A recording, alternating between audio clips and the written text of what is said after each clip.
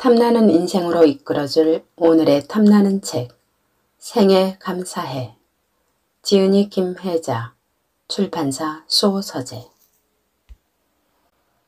유명한 배우의 한마디는 어떤 정치인이나 학자 못지않게 영향력이 있단다. 찰리 채플린을 봐라. 웃기는 짓을 하는 것 같지만 그 사람이 얼마나 영향력이 있는지 아니? 좋은 배우가 되거라. 좋은 배우가 되면 톨스토이나 셰익스피어처럼 세상에 의미 있는 영향을 줄 수 있단다. 그러기 위해서는 공부를 많이 해라. 그리고 책을 많이 읽거라. 배우 김혜자 선생님의 아버지께서 하신 말씀이신데요. 김혜자 선생님께서 배우를 한다고 했을 때 어머니와 언니들은 미쳤다며 반대했지만 아버지께서는 이렇게 선생님의 꿈을 응원해 주셨다고 합니다. 김혜자 선생님의 부친 김용택은 1904년생으로 미국 노스웨스턴 대학에서 학위를 받은 대한민국 2호 경제학 박사이자 미 군정 시절 재무부 장관을 지낸 분이셨는데요. 지금과는 달리 그 시절 사회 분위기가 배우나 가수를 딴따라라 부르며 경시하던 때임을 감안하면 아버지의 이런 지지는 결코 쉽지만은 않았을 거라는 생각이 듭니다. 아버지의 응원 때문이었을까요? 김혜자 선생님은 어릴 적부터 꿈꿔왔던 연기자로서의 꿈을 이루었고 대본을 받으면 늘 내가 이 역을 맡으면 세상에 무슨 영향을 줄 수 있나를 먼저 생각한다고 합니다. 국민 엄마라는 칭송을 받으며 수많은 방송인의 롤 모델로 대한민국을 대표하는 배우로서의 삶을 살고 있는 김혜자의 자전적 에세이 생에 감사해. 지금 만나보시겠습니다.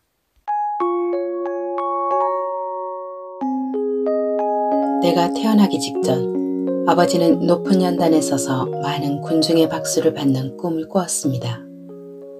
아버지 옆에 놓인 어항 속에 예쁜 빨간색 붕어가 헤엄치고 있었는데 사람들의 박수는 어항을 향해 있었다고 했습니다. 그래서 아버지는 우리 혜자는 많은 사람을 즐겁게 해 박수를 받는 사람이 될 것이라고 말씀하셨습니다. 하지만 초등학교 시절은 그저 국어 시간이면 책 잘 읽는 정도의 평범한 아이였습니다.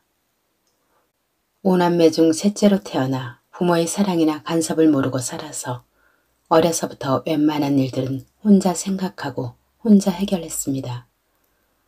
지금도 그렇지만 특별히 예뻤다거나 뛰어난 재주꾼도 못 되었고 그래서 그런지 부모님이나 교사들이 내게 별로 큰 기대를 걸지 않았습니다.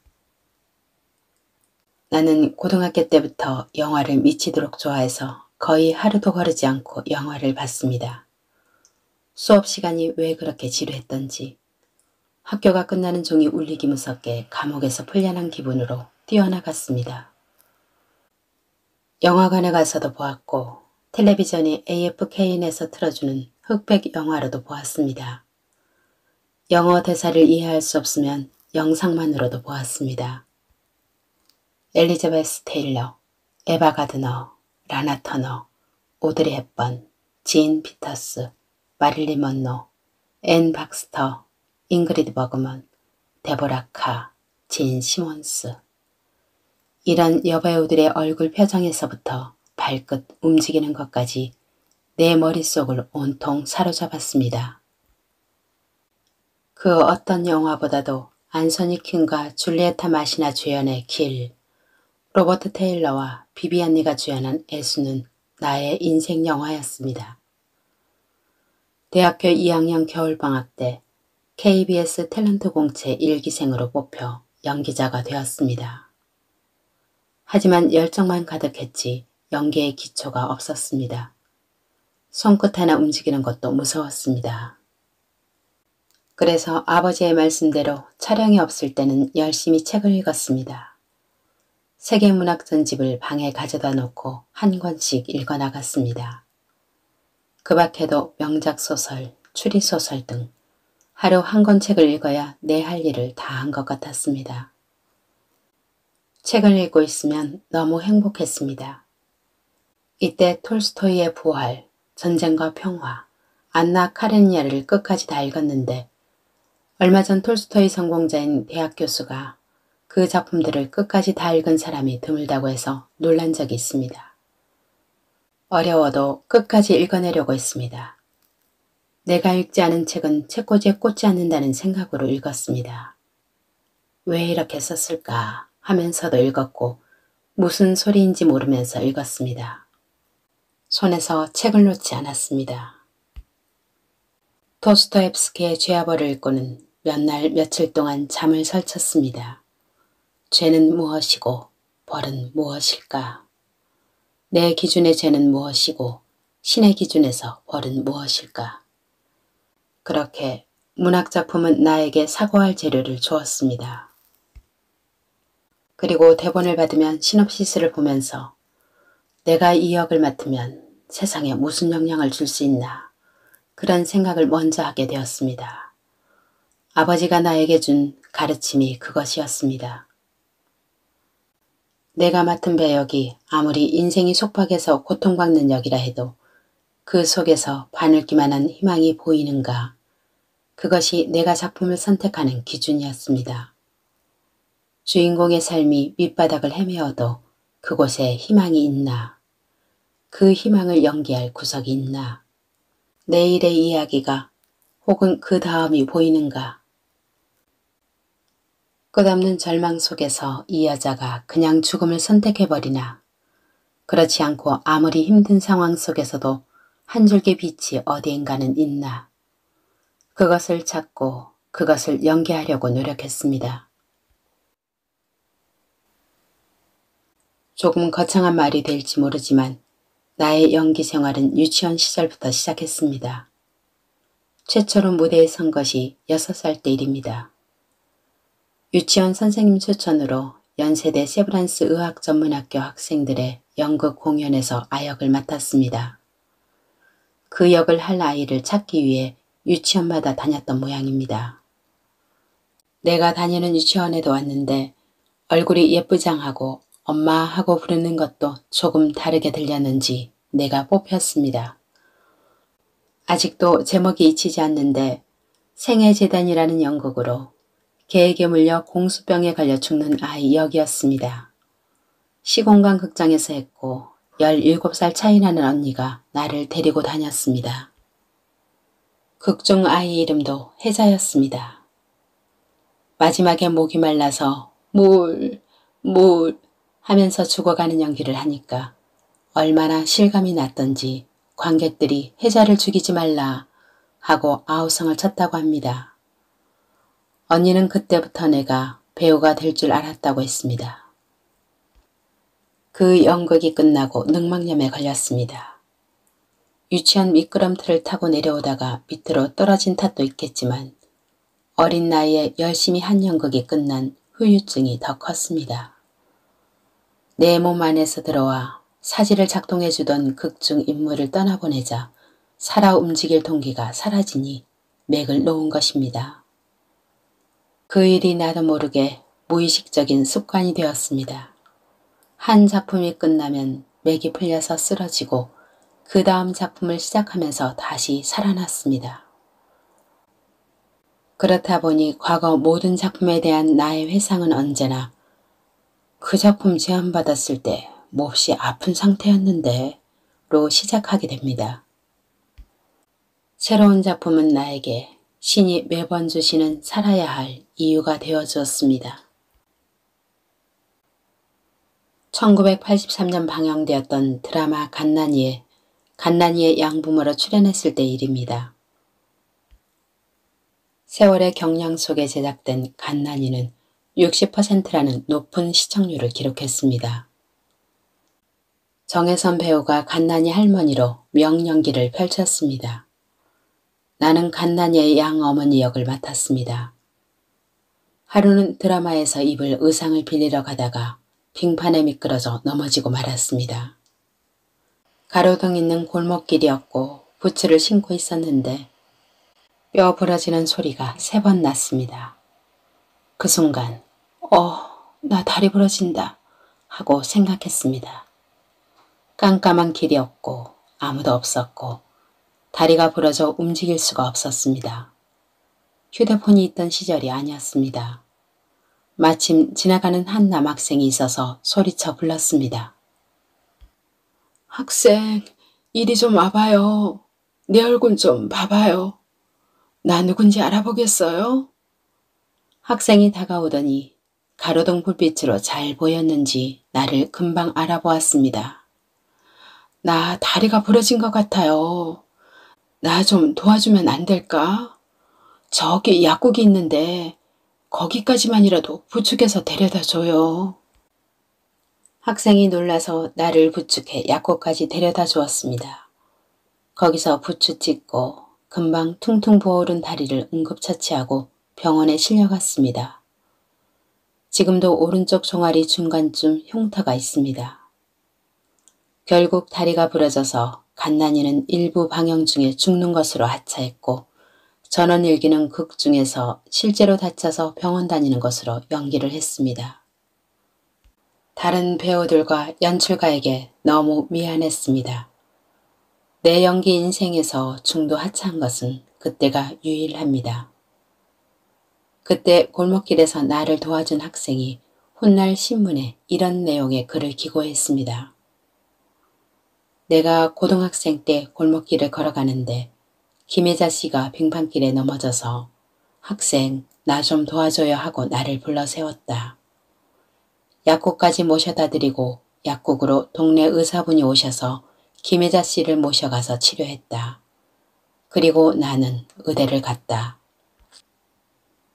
아들이 그 글을 보고 나에게 알려주었습니다. 우연히라도 만나면 제가 그때 학생이에요 하고 말해주면 너무 반가울 것 같습니다. 나는 그때 경황이 없어서 학생 얼굴을 제대로 볼 겨를도 없었습니다. 그때도 나는 하나님 감사합니다 하면서 넘어졌습니다. 넘어지면서도 그렇게 말했습니다. 왜 그러는지 나도 잘 모르겠습니다. 나는 늘 감사합니다. 생각해보니까 나는 무슨 일이 있어도 하나님 나한테 왜 이러세요? 라고 해본 적이 없습니다. 나는 할 줄 아는 게 연기밖에 없으니까 할 뿐입니다. 이것이 가장 좋고 언제나 가슴이 뛰니까. 그리고 생각하고 또 생각하게 되니까 합니다. 예를 들어 연극을 할 때 어제의 공연을 마치고 오늘 아침 대본을 다시 읽으면 아! 하고 깨치는 것이 있습니다. 그럴 때마다 어제의 관객들에게 미안하다는 생각이 들 때가 많습니다. 그 사람들에게 너무 미안하다. 어제는 이것을 느끼지 못하고 했는데 어제 왔던 사람들이 다시 왔으면 좋겠다. 그럴 정도로 날마다 무엇인가를 발견합니다. 처음에는 느끼지 못하지만 연기를 계속 하다 보면 그때까지는 모르던 것을 알게 됩니다. 그래서 대본을 계속 들여다봅니다. 작가가 그런 의도로 쓰지 않았는데도 나 스스로 발전해서 알아가는 것입니다. 아, 이거야 이거 하고 드라마는 촬영을 해서 방송을 하니까 어쩔 수가 없습니다. 하지만 연극은 날마다 새로 하는 것이나 마찬가지니까 어제나 그제 온 사람들을 다시 오라고 하고 싶을 때가 많습니다. 연극이나 뮤지컬 하는 사람들은 다 공감할 것입니다. 나 자신이 납득할 때까지 대사를 100번도 더 읽습니다. 아까 했던 것과 지금 하는 것이 다르니까. 99번째 했을 때는 몰랐던 것을 100번째 했을 때 느껴지는 것이 있으니까. 읽을수록 느껴지니까 대본을 계속 읽고 싶어집니다. 잘 쓴 대본은 읽을수록 깊어집니다. 우리가 셰익스피어 작품을 읽을 때처럼 건성으로 읽으면 알 수 없는 것이 있습니다. 연극을 할 때 특히 그것이 두드러집니다. 연극은 미리 대본을 줍니다. 1년 전에 주는 경우도 있습니다. 그럼 계속 그 대본을 읽습니다. 보는 사람은 그게 그것일 수도 있습니다. 하지만 나는 얼마나 다른 감정인지 알기 때문에 날마다 대본을 손에 들고 있습니다. 계속 새로운 것이 찾아지니까 다른 것을 찾으려고 애씁니다. 그러면 꼭 보입니다. 처음부터 다 느껴지는 것이 아닙니다. 작가가 미처 느끼지 못하고 쓴 것까지도 배우는 느껴야 합니다. 그것이 이름난 배우를 쓰는 이유 아닐까요? 작가가 쓴 것보다 더 무엇인가 해주기를 바라기 때문입니다. 드라마를 하고 나면 사람들이 어떻게 봤을까 궁금하고 마음이 설렙니다. 그것이 연기자로 살아가는 보람입니다. 나는 사람들이 어떻게 생각해도 좋아 라는 것은 거짓말입니다. 자기를 나타내고 싶어 글을 쓰고 연기를 하며 그것이 인간의 본능이라고 나는 생각합니다. 나를 어떻게 볼까? 아무리 초연한 것 같아도 매번 고민되고 떨립니다. 모든 대사를 가슴으로 읽으려고 노력합니다. 갔니? 라는 대사 한 줄을 놓고 왜 하필 갔니라고 썼을까? 갔구나. 갔다도 있는데 갔니로 쓴 이유가 무엇일까? 이 작가는 이 장면에서 무엇을 원했을까? 그런 고뇌를 계속합니다. 예전에는 쪽대본, 드라마에서 시간에 쫓긴 작가가 급하게 보낸 바로 찍을 장면의 대본을 많이 주었습니다. 나는 톨스토이가 써도 쪽대본은 안 한다 라고 했습니다. 배우도 작가가 쓴 것을 생각할 시간을 주어야 합니다. 배우가 꼭두각시 인형은 아니기 때문입니다. 그냥 외우는 건 누구나 할 수 있습니다. 갔니, 갔다, 갔구나. 이 차이를 알려고 노력하는 것이 배우가 할 일입니다. 지금까지 그렇게 했습니다. 그러니 한 작품 끝내고 나면 너무 기운이 빠져서 날마다 널브러져 있습니다. 나는 머릿속에 다른 생각이 별로 없습니다. 어찌 보면 늘 텅 비어 있습니다. 매미 허물처럼. 연기를 할 때 마음과 머리를 너무 써서 끝나고 나면 아무것도 없는 것 같습니다. 그래서 토크쇼 같은 데를 나가지 않습니다. 나는 이미 연기로 내가 할 건 다 했습니다. 그래서 저 드라마가, 저 연극이 곧 나예요 라며 인터뷰를 여러 번 거절했습니다. 내가 힘쓸 때는 연기를 할 때와 아프리카에서 아이들 안아줄 때밖에 없습니다. 연기를 하지 않을 때의 나는 때로 너무 무기력하게 보입니다. 나 자신도 스스로를 보면서 너는 연기 안 할 때 이렇게 아무것도 하지 않고 널브러져 있어도 되니? 하고 물을 때가 있습니다. 하지만 그렇게 기운을 다시 끌어모아야 다음 작품에 쏟아부을 수 있습니다. 꽃을 피우기 전에 꽃나무가 수많은 잔뿌리로 수액을 끌어모으듯이 무슨 이유가 있어서 신이 나를 살게 하실 텐데 하루하루를 죽이는 삶을 살지 않겠다라고 자주 마음먹습니다. 거저 얻어지는 건 없습니다. 내 귀중한 것을 희생하지 않으면 얻는 게 없습니다. 그것이 등가교환의 법칙입니다. 운이 좋았다 해도 노력하지 않으면 사라집니다. 나는 이해력도 부족한 사람이라 열심히 하지 않으면 할 수가 없습니다. 오죽하면 꿈에서도 맨날 대본이 나올까요? 아주 어렸을 때부터 연기를 해와서 그런지 나는 연기가 직업이라고 생각해 본 적이 한 번도 없습니다. 직업이라고 하면 왠지 자존심이 상합니다. 마더의 엄마가 아들 도준한테 너는 나야 하듯이 연기는 나입니다. 숨 쉬는 것처럼. 나는 우울한 성품을 타고났습니다. 그리고 어려서부터 정신이 강하지 못했습니다. 삶에서 일어나는 일들에 적극적으로 도전하거나 사람들과 활발하게 소통하는 것이 힘들었습니다. 고등학교 때 수업을 마치고 집으로 돌아오는 길이면 이렇게 사는 것이 무슨 의미가 있나 하는 생각이 들곤 했습니다. 죽는 생각을 하기 시작한 것이 그 무렵부터였습니다. 산다는 것이 싫었고 무엇을 하든 머리가 이상해져 버릴 것 같았습니다. 그래서 어떻게 하면 죽을 수 있지? 하고 줄곧 죽는 방법을 생각했습니다. 그런데 죽어지지 않으니까 살아있는 것이 더 싫어졌습니다. 그만큼 절실했습니다. 아무 특별한 이유 없이 그런 생각이 들었습니다. 수면제를 사 모으러 동네 약국을 10군데나 넘게 돌아다녔습니다. 하지만 자살은 실패로 끝났습니다. 살기는 싫었는데 죽는 것도 무서웠습니다. 그래서 집에서 일하는 언니에게 나를 잘 지켜봐 하고 말해둔 것입니다. 결국 약을 먹은 직후에 곧바로 병원에 실려가서 위세척을 하고 살아났습니다. 자살하려는 사람은 주변 사람에게 메시지를 준다고 합니다. 죽고 싶은 마음이 곧 살고 싶은 마음인 것입니다. 그때가 17이나 18살 때였습니다. 청소년기가 그렇게 온통 죽음에 대한 생각으로 흘러갔습니다. 경기여고를 그럭저럭 졸업한 후 뚜렷한 목적도 없이 이화여대 미술대학에 들어갔습니다. 미술 시간에 김창옥 선생님이 내 그림을 칠판에 걸어놓고 칭찬해 주셨기 때문입니다.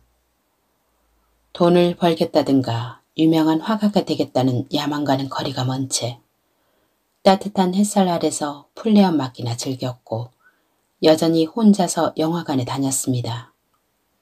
하루쯤 학교에 가지 않아도 별로 눈에 띄지 않는 그런 조용한 성격이었습니다. 대학교 2학년 겨울방학 때였습니다. KBS 텔레비전 방송국 개국과 함께 탤런트 모집이 있다는 방송을 듣고 무턱대고 찾아가서 시험을 보았습니다. 그렇게 KBS 탤런트 공채 1기생으로 뽑혔지만 집안 식구와 주위 사람 아무도 몰랐습니다. 그때 나와 함께 합격한 사람은 정혜선, 김난영, 태연실, 박주아, 최정훈, 최길로 배우 등 모두 패기와 정열 넘치는 얼굴들이었습니다. 신인연수 졸업 작품에서 주인공 역을 맡았지만 보는 사람이 손에 땀을 쥘 정도로 연기를 너무 못해서 말 그대로 죽을 쓰고 말았습니다. 다시금 열등감과 회의에 빠져 망설였습니다. 그러다가 배역도 신통치 않아 왔다 갔다 하다가 아예 그만두었습니다. 자존심에 상처를 입어 연기도 그만두고 학교도 더 이상 다니기 싫고 그래서 도망친 곳이 결혼입니다. 하루는 어머니가 웬 손님 한 분을 내게 소개해 주셨습니다.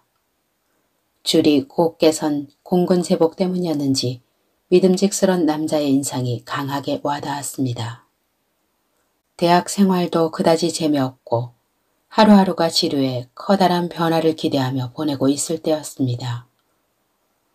22살이면 한참 학구열에 불타 미래의 꿈으로 부풀 나이였지만 나는 학교 공부를 집어치우고 결혼해버렸습니다. 어머니의 초대로 우리 집에 놀러왔던 그 공군 아저씨가 신랑이었습니다. 결혼을 하면 내 위치가 어떻게 되며 곧 아이 엄마가 되어야 한다는 것도 미처 깨닫지 못하고 첫 아이를 낳았고 시부모 밑에서 며느리 노릇도 했습니다. 아기에게 온 정신을 쏟았습니다. 출산도 하기 전에 인형을 가지고 목욕 연습을 시킬 정도로 극성스러웠습니다. 태어난 아기가 너무 예뻐 이마에 난 잔털을 매일 쓰다듬으며 젖을 먹였습니다. 나는 무엇에 몰두하면 얼마나 잘하는지 모릅니다. 시부모님이 아기 봐주는 것도 싫었습니다. 내가 다 키우고 싶었습니다. 그렇게 아이만 보고 살았습니다. 하지만 허무감과 죽음에 대한 생각은 잠시 숨어 있었을 뿐 어디로 가지 않았습니다. 아이를 어느 정도 키우고 나자 증상이 더 심해졌습니다. 결혼한 것도 싫고 남편도 싫고 아이 낳은 것도 싫었습니다. 그러는 나 자신 자체가 한편의 부조리 연극이었습니다. 나 스스로도 정상이 아니라는 생각이 들었습니다. 그럴 때는 정신과 상담을 받는 것이 좋다고 어느 책에서 읽은 것 같습니다. 그래서 친구의 소개로 신경정신과 의사를 만나 상담을 받기 시작했습니다. 그 당시 매우 유명한 의사였습니다. 그런데 그 의사가 나와 이야기를 하면서 내 뒤, 얼굴과 같은 높이의 선반 위에 놓인 시계를 힐끔힐끔 보고 있었습니다. 그래서 마음이 상했습니다. 나는 나 자신에게 말했습니다. 그냥 살아. 네 힘으로 살아. 너의 힘을 다해. 죽지 마. 그렇게 생각하고 더 이상 상담받으러 가지 않았습니다. 오히려 그 다음부터 씩씩해졌습니다. 누가 내 뒤통수를 때려야만 꼭 깨달아지는 것은 아닙니다. 허무가 깊어질 무렵 길을 가다가 고등학교 선배를 만났습니다. 그 선배가 물었습니다. 혜자야, 너 영국 좋아했잖아. 너 시집 갔다면서? 사실 탤런트 그만두고 너무 창피해서 결혼할 때 아무에게도 말을 하지 않았습니다. 피아노 반주해줄 친구에게만 알린 것이 전부였습니다. 그런데 그 선배가 말했습니다. 너 연극 하고 싶지 않니? 그 권영주 선배가 당시 드라마 센터에서 연극을 했습니다. 지적인 연극인들이 많이 모여있는 곳이었습니다. 연극을 하면 연기의 기초를 배울 수 있다고 그 선배가 권했고 덕분에 드라마 센터에 발을 들여놓았습니다. 셰익스피어 작품을 했는데 나에게 백작부인 역을 시켰습니다. 물론 잘하지는 못했습니다. 연기 실력이 서툴러도 재미있었습니다. 매일 드라마 센터에 갔습니다. 지금은 돌아가신 연출가 허규 선생님이 드라마 센터에서 내가 연극하는 것을 보고 배우가 될성 싶어 보였는지 실험극장으로 데려갔습니다. 그분으로 인해 지휘자에 따라 오케스트라 음악이 달라진다는 것을 알았습니다. 나는 그 배우 수업이 너무 재미있었습니다. 내가 임자를 만난 것입니다. 그렇게 그분 밑에서 연기를 배웠습니다. 그러면서 연기에 자신이 붙었습니다. 미숙하게 그지없는 연기였지만 무대 위에서 보람을 느꼈고 사는 것 같았습니다. 지루했던 생활에 조금씩 활기가 생겼고 연기에 재미가 붙기 시작했습니다. 그 후 민중극장 공연에도 한 번도 빠진 적이 없는 여성파 연기인의 하나가 되었습니다. 한 곳에 미치는 것이 여간 신나고 멋있는 일이 아니었습니다. 실험극장에서 하는 연극들의 주인공 역도 맡았습니다. 유다여 달기 울기 전에, 상하의 집, 사할린스크의 하늘과 땅, 피가로의 결혼 등 내가 할 만한 작품은 거의 다 주인공을 했습니다. 연극계에서 백성희, 나옥주 선생의 계보를 잇는 배우가 나타났다는 평판까지 듣는 스타가 되었습니다.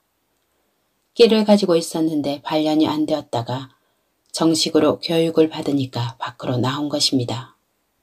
사할린스크의 하늘과 땅에서는 온 정열을 쏟아부었습니다.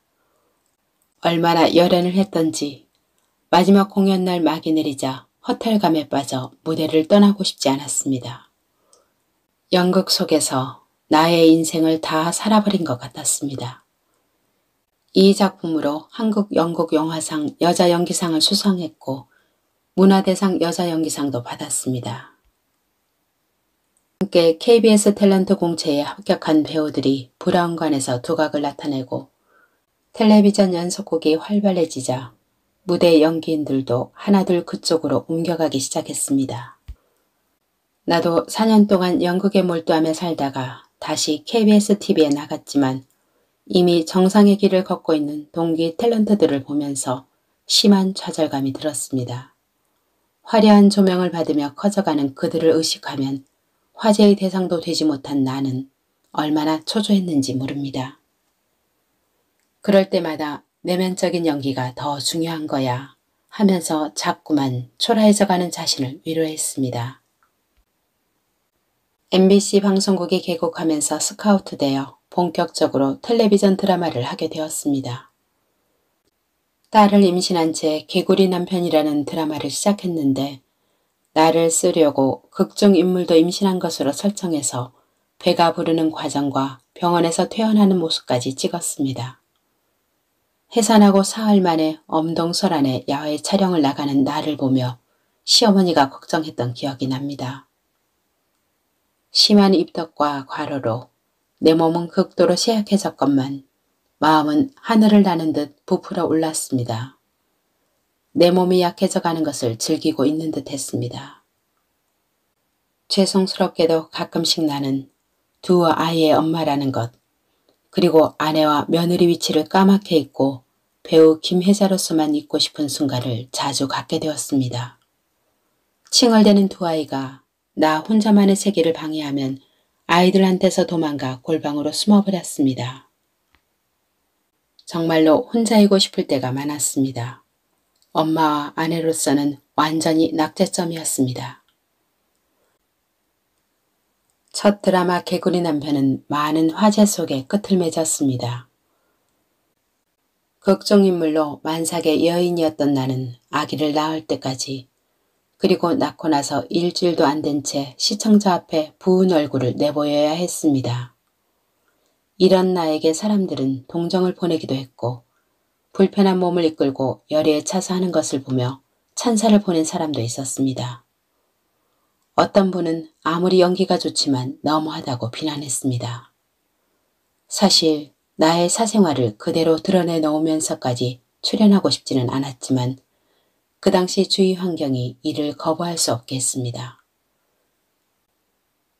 시청자들의 열렬한 반응 속에서 출연자들이나 스태프들이 하나같이 너무나 열심히 하고 있었기 때문입니다. 아기를 낳고 몸조리도 제대로 못한 채 야외 촬영을 마치고 집에 돌아와서 누워있는 아기를 보자 왈칵 눈물이 났습니다. 나의 전부가 사람들 앞에서 벗겨져 버린 것 같아 사람들 앞에 나서기가 두려웠습니다. 죽음을 생각하는 것, 까닭없이 우울하고 절망하는 것은 나만의 일이 아니라는 것을 사람들과 얘기를 나누면서 알았습니다. 책을 통해서도 나 같은 사람이 많다는 것을 알게 되었습니다. 우리 모두 조금씩은 부조리 연극의 배우들입니다. 단지 그렇지 않은 것처럼, 아무렇지 않은 것처럼 절망감과 우울증 속에서도 스스로 힘을 내어 살아가는 것입니다. 그것이 삶이고 그것이 인간입니다. 시는 절대로 내가 경험한 삶이 그냥 없어지게 하지 않았습니다. 내가 아주 우울한 생각을 했든 너무 슬픈 생각을 했든 치졸하고 부끄러운 생각을 했든 그 모든 것이 내가 역을 맡을 때 조금씩 도움을 주었습니다. 내가 겪은 모든 일과 감정들이 연기에 다 투영되었습니다. 아프리카로 아이들 보러 다니는 것은 힘든 수고가 아니었습니다. 오히려 나에게 힘을 주었습니다. 나는 아이들을 보는 순간 살아야겠다고 느낍니다. 내가 돌봐야 할 아이들이 너무나 많구나 하고 느낍니다. 우리는 너무도 모릅니다. 삶 그 자체가 힘든 사람들이 얼마나 많은지를. 아프리카를 다녀오면 피곤하지 않습니다. 사람들은 나에게 피곤하지 않느냐고 물었지만 나는 오히려 활력이 넘쳤습니다. 그것이 나를 정신 차리게 했기 때문입니다.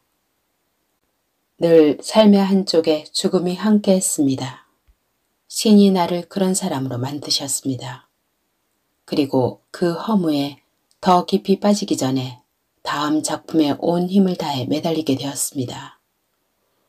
어찌 보면 돈과 명예가 아니라 그 천성적인 허무가 나에게 연기 생활에 더욱 전념하게 한 원동력이었습니다. 나 자신은 죽음을 생각하지만 사람들은 내 연기에서 위로받게 하고 싶었습니다. 살아. 네 힘으로 살아. 너의 힘을 다해 죽지 마. 라는 결심이 나를 살게 했습니다.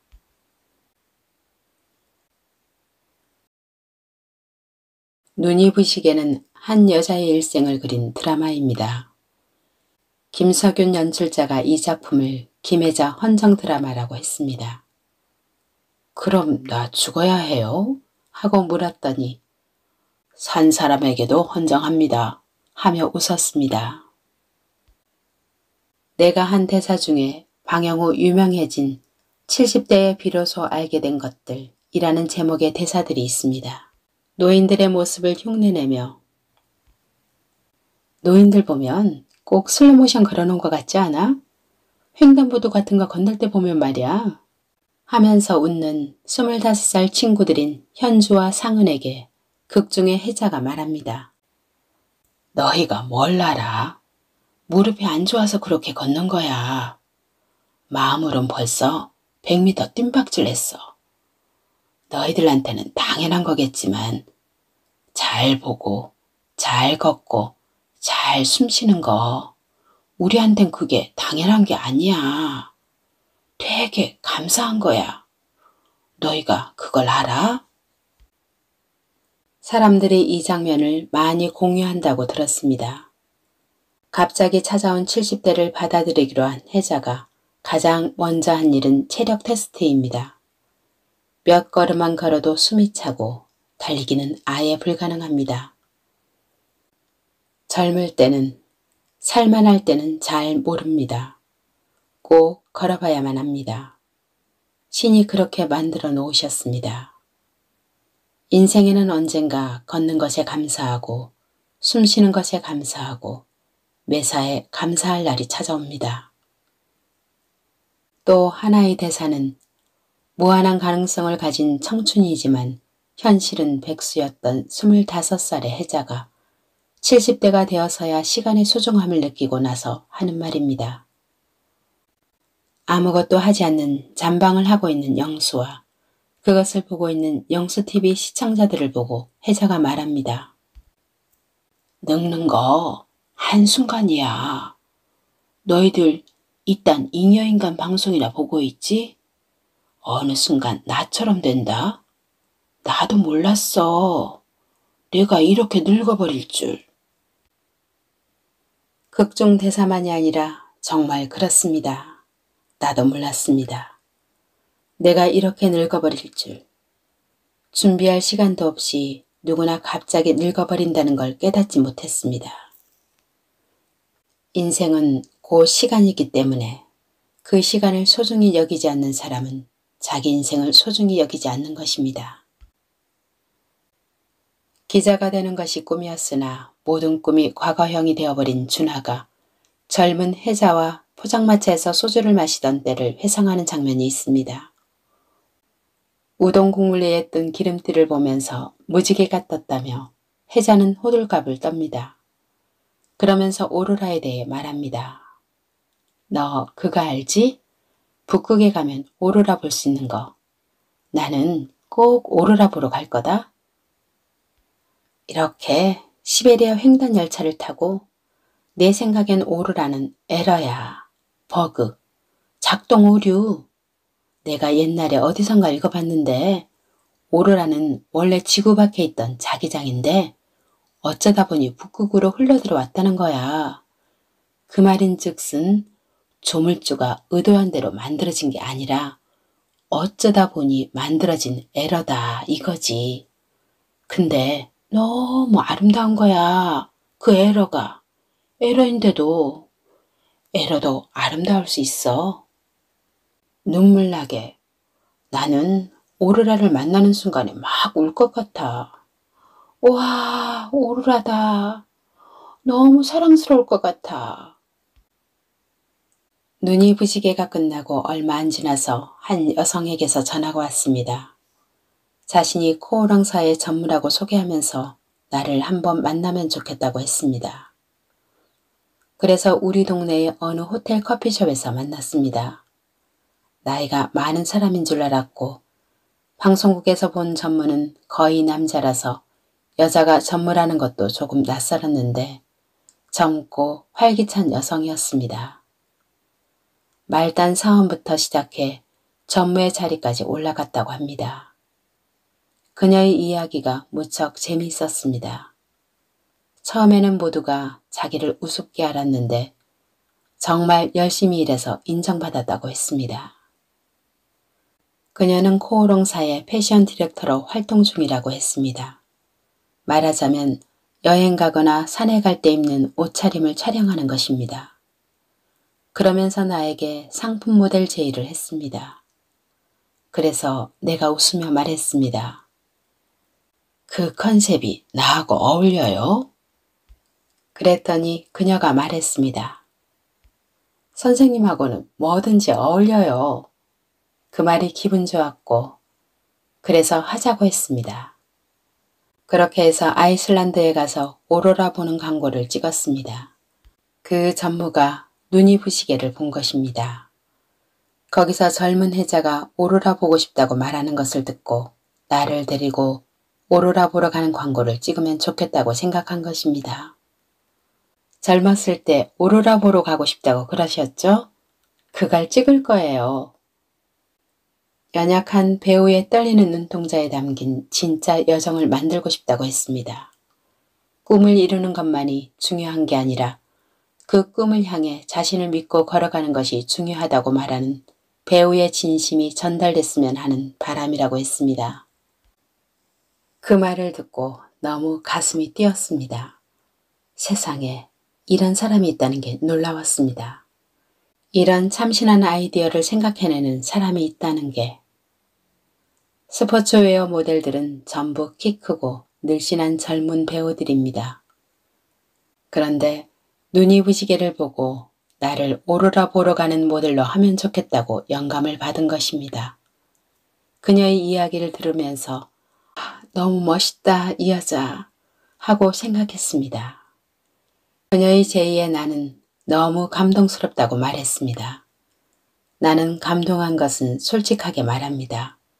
아닌 척하지 않습니다. 그 사람도 신이 났습니다. 그래서 비행기 타고 아이슬란드로 갔습니다. 문명의 이기로 만들어진 그런 근사한 호텔에서 하룻밤 묵고 나서 태초부터 있었던 오로라를 보러 갔습니다. 산을 넘고 막막한 광야 같은 데로 가서 조그마 나무집 같은 곳에 묵었습니다. 기똥차게 멋있었습니다. 큰 호텔보다도 그 나무집이 좋았습니다. 꿈은 언젠가는 이루어집니다. 누구한테 말하지 않아도 간절히 바라면 현실로 이루어집니다. 인생이 얼마나 신기한 걸까요? 여기까지 오는데 참으로 오래 걸렸습니다. 연기라는 세상 밖으로 나가본 적 없는 바보라 가볍게 휙 떠나올 수 없었습니다. 언제 어떤 일이 기다리고 있을지 모르는 게 인생입니다. 그래서 인생은 살아볼 만한 거겠지요. 이 길에서 자꾸만 나의 지난 일들이 겹쳐집니다. 하늘이 허락해 주시지 않는다 해도 괜찮을 것 같습니다. 80을 눈앞에 둔 내 인생의 길 끝에서 나는 내 꿈 앞에 서 있습니다. 광고에서 이 나레이션이 끝나고 저쪽 하늘에서 이쪽 하늘까지 펼쳐진 오로라를 바라봅니다. 나는 믿고 걸어갑니다. 지금까지 그래왔던 것처럼 내가 읽는 마지막 나레이션이 곧 나 자신의 말이기도 합니다. 배우는 연기를 열심히 해서 좋은 드라마를 보여주면 된다고 생각했습니다. 내 역할은 거기까지라고 여겼습니다. 그런데 눈이 부시게가 너무 큰 사랑을 받았고 또 수상 후보에 올랐다고 해서 나가지 않을 수가 없었습니다. 상 받는 거 미리 알려준다고 생각하는 사람도 있지만 그렇지 않습니다. 후보에 오른 것 정도만 말해줍니다. 막상 나가려 하니 상을 받지 못할 수도 있지만 상을 받게 되면 어쩌지 하는 고민이 생겼습니다. 상을 받게 되면 사람들이 많이 좋아해준 내레이션을 들려주면 좋을 것 같았습니다. 그래서 하루 전날 그 대목을 외우기 시작했는데 안 외워지는 것이었습니다. 정말 수십 번 읽으며 아무리 연습해도 외워지지 않았습니다. 결국에는 시상식 당일 아침까지 외우기에 실패하고 대본을 그대로 찢어서 가져갔습니다. 시상식장에 가서라도 어떻게든 틈틈이 외워보겠다고 생각하고 대본을 찢어들고 간 것입니다. 시상식이 진행되는데 아무 상에도 호명되지 않기에 마음을 놓고 있었습니다. 그런데 마지막 대상에 내 이름이 불리고야 말았습니다. 한 손에는 찢어온 대본을 쥐고 무대 위로 올라갔습니다.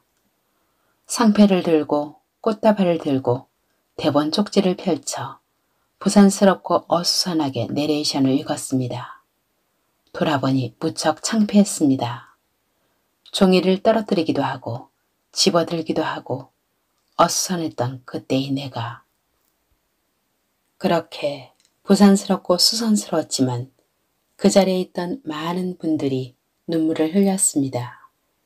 알기 때문입니다.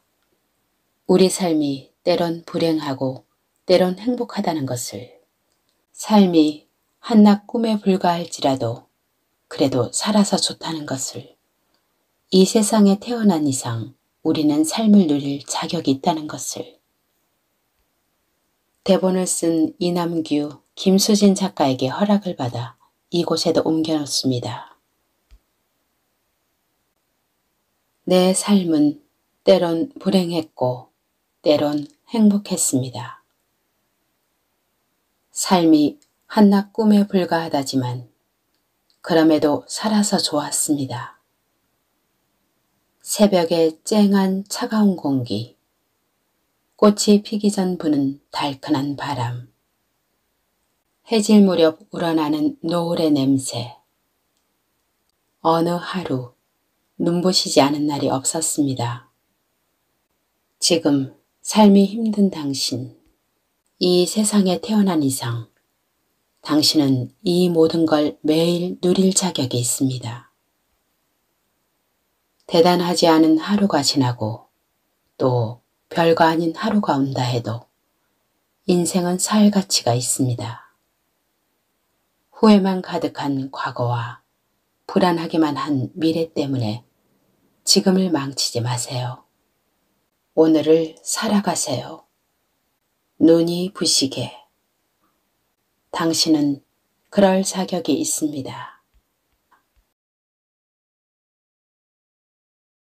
김혜자 하면 사람들이 가장 많이 떠올리는 이미지는 김정수 작가에 의해 창조된 인물입니다. 한국의 어머니상, 국민 엄마는 나의 의지나 실제 모습과 관계없이 김정수 작가가 전원일기의 엄마를 통해 나에게 심어주고 발전시키고 아름답게 형상화시킨 캐릭터입니다. 처음에는 드라마 속에서 내가 그 인물을 살았고 나중에는 그 인물이 나를 살았다고도 할 수 있습니다. 그 인물로 사람들로부터 박수갈채를 받았고 그 인물에서 벗어나 다른 인물이 되려고 노력도 했습니다. 그것이 내 삶 자체가 되었습니다. 김정수 작가가 쓴 500회가 넘는 전원일기는 한 편 한 편이 다 명작이었습니다. 그 중에서도 248회 전화편은 최고의 방송으로 남았습니다. 김 회장 집에 처음 전화를 설치했을 때 일화를 다루고 있습니다. 할머니도 친척에게 전화를 걸어보고 가족들 모두 목소리 듣고 싶었던 사람들에게 전화를 돌립니다. 옆집 일용 엄마까지 와서 통화를 합니다. 내가 연기한 김 회장의 아내 이은심은 전화가 너무 신기합니다. 밤이 되어 자다 말고 전화기를 물끄러미 바라보다가 수화기를 들어봅니다. 그리고 말합니다. 여보세요? 우리 어머니 좀 바꿔주세요. 감실댁이라고 하면 잘 알아요.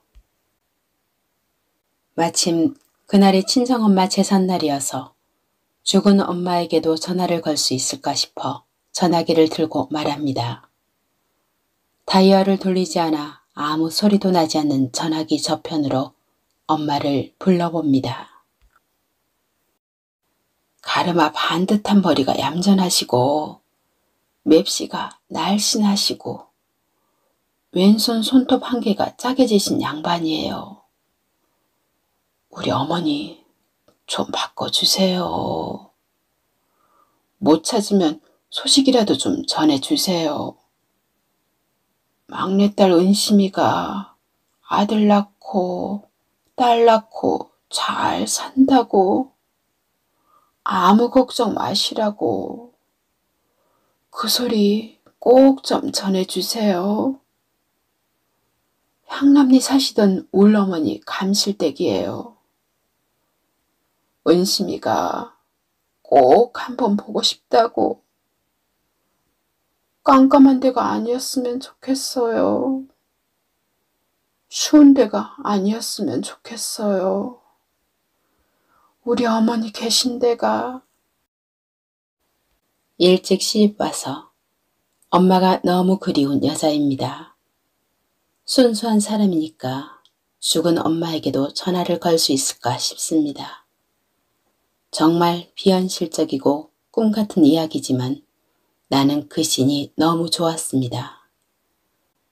그런데 어떻게 해야 이 비현실적인 이야기를 사람들이 현실적으로 받아들일 수 있게 하나 고민이 되었습니다. 그래서 연출에게 일단 스튜디오에 카메라맨만 남고 다 나가게 해달라고 부탁했습니다.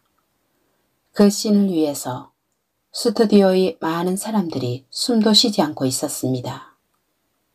훗날 전원일기 출연진 모두가 그것을 최고의 장면으로 꼽았습니다. 오직 김정수 작가만이 쓸 수 있는 서정적 수필 같은 이야기입니다. 고도심 배우는 그때 그 방송을 보고 나서 전국에서 어머니에게 전화를 걸기 위해 공중전화에 줄을 섰을 거다 라고 회상했습니다.